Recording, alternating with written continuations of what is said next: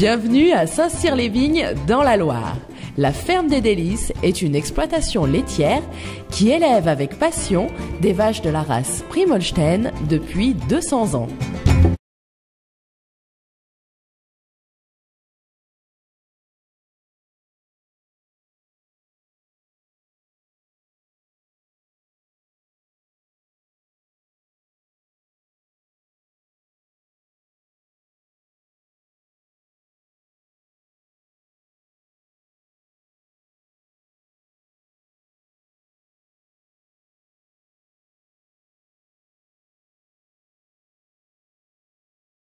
Bonjour, Charles Giraud, associé au GAEC La Ferme des Délices à Saint-Cyr-les-Vignes dans le département de la Loire.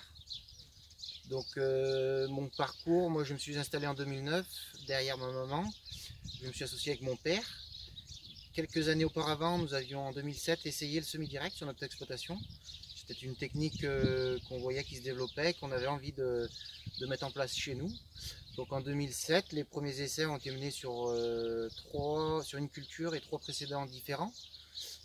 Donc dès 2007, leurs résultats en 2008 ont été semblables à la technique labour, on va dire.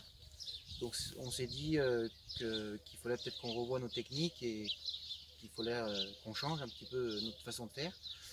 Donc dès ce moment-là, nous avons allongé nos rotations. Nous avons implanté beaucoup plus de luzerne qu'on en avait auparavant et nous avons réduit progressivement le travail du sol jusqu'en 2015.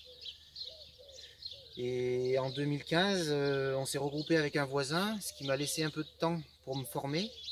Donc à partir de 2015, j'ai fait des formations un petit peu sur tout le territoire national.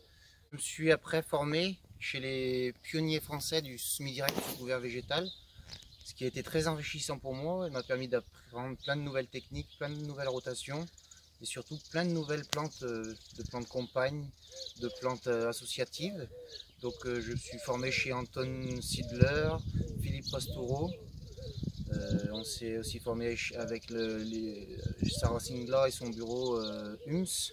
Et puis ensuite chez l'un des pionniers français, Frédéric Thomas, avec son collègue Christophe Piou.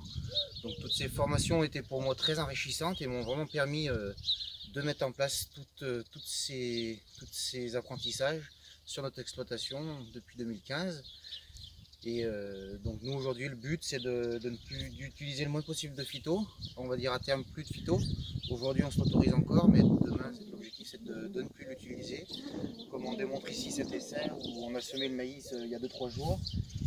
L'objectif c'est de détruire mécaniquement ce couvert afin d'ausculter la lumière aux mauvaises herbes et détruire la plante actuelle, la détruire donc mécaniquement afin de faire un paillage, ce qui va permettre à tous les individus et la vie du sol d'être nourris pendant tout l'été, de remonter donc le taux de matière organique du sol, de faire un paillage, donc de limiter l'évapotranspiration naturelle, donc stocker plus d'eau dans notre sol et limiter les pertes d'eau.